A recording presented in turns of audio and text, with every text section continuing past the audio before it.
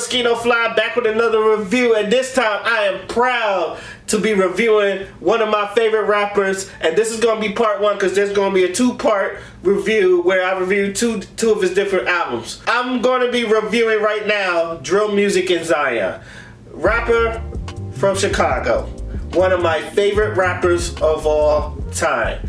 Every time he drops something, I'm on it. Y'all already know I talk about Lupe and how he's my favorite rapper. Hell, he's my outro.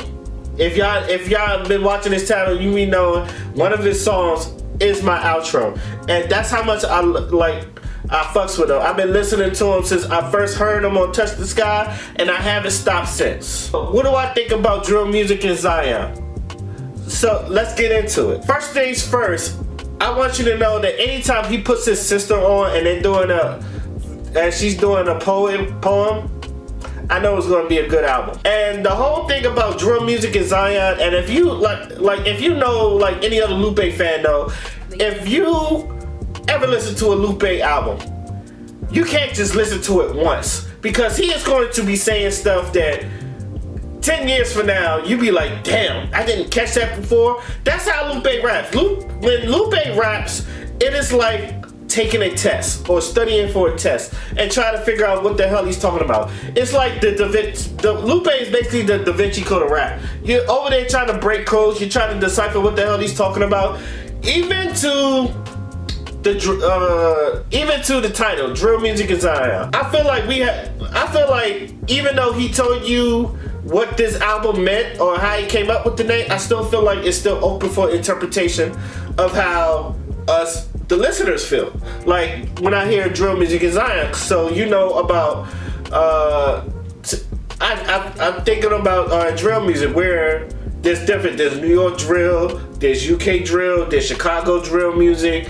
And you think of the drill music, you think of the aggressiveness that comes with the drill music. Now, if you want to know what the Zion mean, is there's two definitions. One, the hill of Jerusalem in which the city of David was built, or two, in Christian thought, the heavenly city or the kingdom of heaven. Drill music in Zion, I feel like it's like this is the music for the heavens. It's just like these some of the music is just like it's gonna put you on a higher elevation. That's how I felt like he was trying to interpret this album. So one thing I like about it is not that long. I've been listening to like 30 albums. Like the Breezy one is like 30 albums. Logic one's like 30 albums. Some people's like 20 albums. This is 10 albums. And also, I also want to know that, want y'all to know, he did this album in 72 hours. 3 days tops, give or take, on $100 mic and GarageBand. So me thinking that, it was just like, damn, am I gonna hear some, like, cause he's doing it so quickly, will it sound like just a bunch of bullshit, and will it sound muffled? Because, you know, when you think of like quality production, you want the best equipment. This man is doing it on a $100 mic and a GarageBand, like how most people get their starts, but in his living room and shit. So I'm not gonna lie, I didn't think this album was gonna suck, but I did feel like the quality was going to suffer. And I'm here to tell you, no, it doesn't. It sounds clean. Like, it sounds like it's been done in the studio. It doesn't sound like it's like done. It's mixed well, it's produced well, you know, it's mixed well, it's produced well, it sounds crisp, it sounds like none of it doesn't sound faltered, doesn't sound offbeat, doesn't sound none of that. It sounds like he would have done this in the studio. To me, I think it's Lupe showing you that you don't need all that expensive equipment. You just need a $100 mic and maybe a GarageBand and maybe a couple beats, and you can sound just as good. So I feel like I think he's showing it up a lot of people. Now, yes, this is technology that we probably wouldn't gotten 20 years ago or in the 90s. You probably had to go to the studio.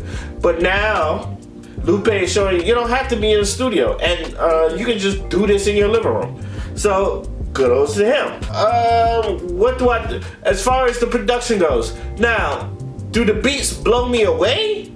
No, but I do think they fit the theme of what he was trying to go with. I do feel like he has like this like one song I feel like it's about as close as pop as Lupe is gonna get, and that's Autobio, because it has a radio sound like smash to it. Even though he's very lyrical in this one too, and which I will admit, like the lyrics doesn't drop off either. Actually, he's still as potent as he ever was in a studio album. So it shows you the genius that Lupe still has. Some of my favorite standoff tracks is obviously Miss Mural, in which I feel like that one was really good. The drill music of Zion, I love the horns in that one. I don't want to say aggressive jazz, but it's just like if there was a theme music, that's drill music of Zion. That whole beat.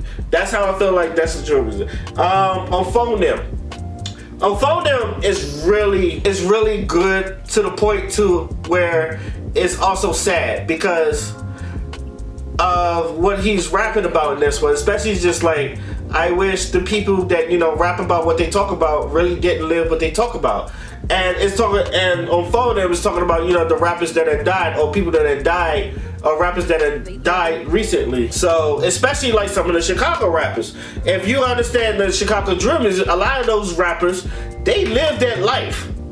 Like if you know any of those Chicago drill rappers, they lived their life, and a lot of them done lost their life over this street shit that they really fucking live. If you understand the product of your environment, that's what they see. Naomi was another one of my favorite tracks because of the jazzy tune that was bringing there with the pianos and the horns. And to me, that's sort of the boom bap hip hop beats that I like Lupe rapping on. So I feel like I got what I wanted out of that one, especially from a song like that. It's just him rapping on that one. And if you listen closely, not like you have to, just like any other of his songs, but I feel like as far as him bringing a message that you have to decipher, I feel like this is one of the ones where I feel like you're going to enjoy breaking down all of his I haven't looked on Genius yet, because usually, albums like this, I pick a favorite song and then I go to Genius to see if anyone has broken down some of the lyrics. And trust me, someone has probably done it. So I feel like this Naomi is going to be one of the songs where you're going to love listening to this. Back to Miss Mural. Obviously, the first Mural, excuse the Maryland language, the Mural,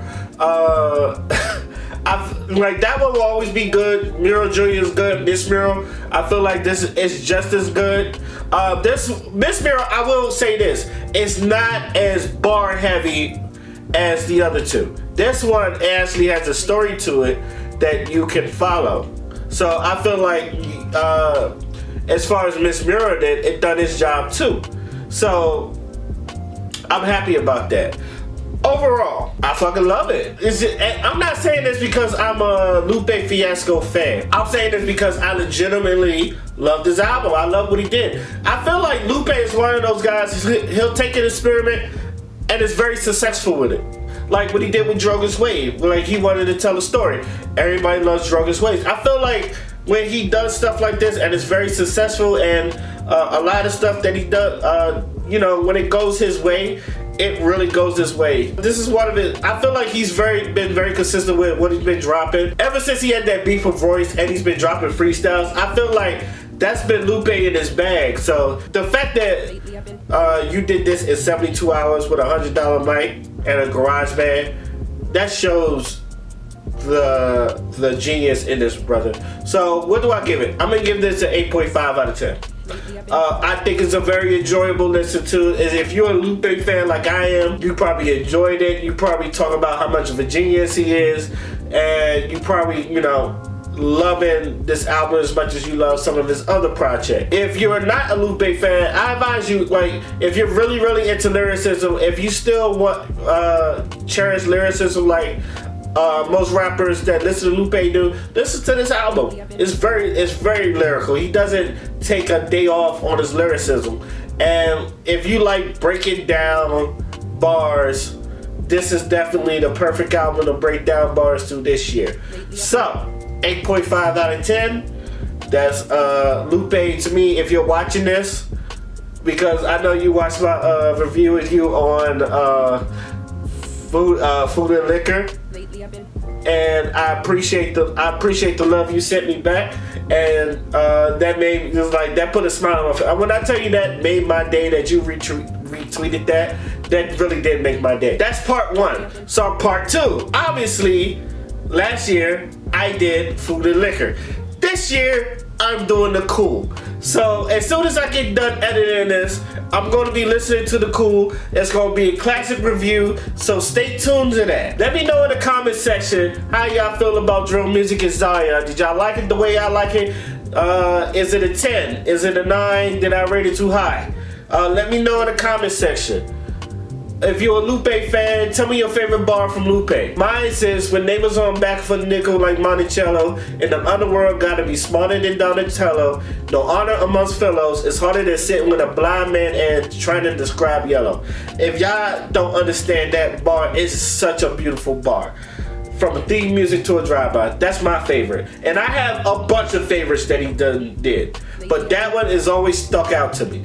Let me know how y'all feel about this in the comment section. Till then, my name is Oscino Fly, and I'm out. Peace. Fancy ass man wear glove of rings, flying around town in a tub of wings. Found out how to make love to things. He mixing that fudge with the drug of dreams. She too teenage to have a drug of choice, but she fuck with that Royce like she love Detroit. She rolled. Pharaoh.